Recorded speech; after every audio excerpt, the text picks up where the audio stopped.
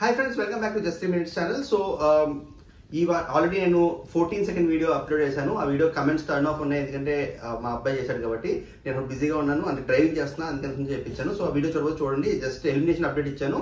So confirmed elimination, Sonia already eliminate అయిపోయింది house లో నుంచి. సో సీక్రెట్ రూమ్ అయితే లేదు.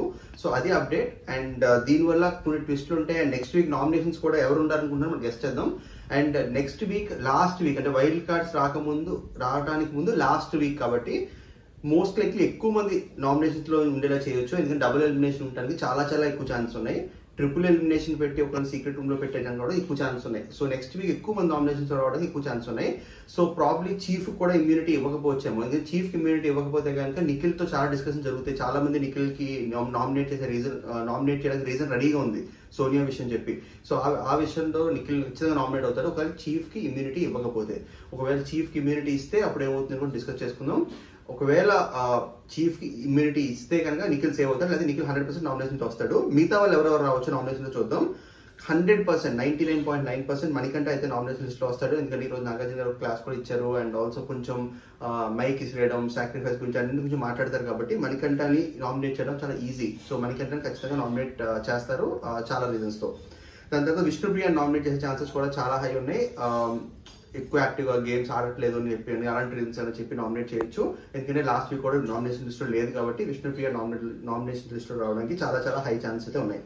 చాలా మంది సోనియా నామినేట్ చేసుకుని రెడీగా ఉన్నారు. రీజన్ ఇప్పుడు ఒకేసారి సోనియా ఎలిమినేట్ అయిపోయేసరికి కొత్త రీజన్స్ వెతుక్కోవాలి. సో మణికంఠ నామినేషన్ లిస్ట్ లో గ్యారంటీ వస్తాడు, పృథ్వీ నామినేషన్ లిస్ట్ లో వస్తాడు, ఎందుకంటే వీళ్ళ క్లాన్ లో ఒకవేళ నిఖిల్ కూడా లేకపోతే నిఖిల్ సోనియా పృథ్వీ క్లాన్ లో ఓన్లీ పృథ్వీ ఉంటాడు కాబట్టి పృథ్వీ నామినేషన్ లిస్ట్ లో రావడానికి ఎక్కువ ఛాన్స్ ఉన్నాయి. ఒకవేళ నిఖిల్ కి ఇమ్యూనిటీ ఉంటే, ఒకవేళ నిఖిల్ కి ఇమ్యూనిటీ లేకపోతే నిఖిల్ ఉండి పృథ్వీ రాకుండా ఉండడానికి కూడా ఛాన్సెస్ అయితే ఉన్నాయి.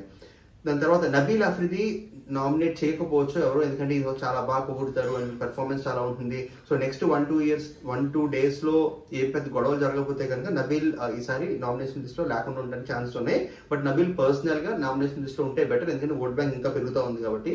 ప్రస్తుతం హౌస్ లో ఉన్న కంటెస్టెంట్స్ అందరికన్నా నబీల్ కి ఓట్ బ్యాంక్ అయితే ఎక్కువ ఉంది. నెక్స్ట్ సీత కూడా సేమ్, చీఫ్ ఇద్దరులో ఎవరు గెలుస్తారో దాన్ని బట్టి. బట్ సీతని నామినేట్ చేయడానికి పెద్ద రీజన్స్ ఉండకపోవచ్చు, తన క్లాన్ ని చాలా బాగా రన్ చేసింది అండ్ ఏమి ఇష్యూస్ లేవు, ఎవరితో పెద్ద మేజర్ ఇష్యూస్ లేవు. ప్రేరణతో ఇష్యూ కూడా ఆల్మోస్ట్ రిజాల్వ్ అయిపోయింది. సో అందుకని సీత నామినేషన్ లిస్ట్ లో రాకపోవచ్చు అని నాకు అనిపిస్తుంది.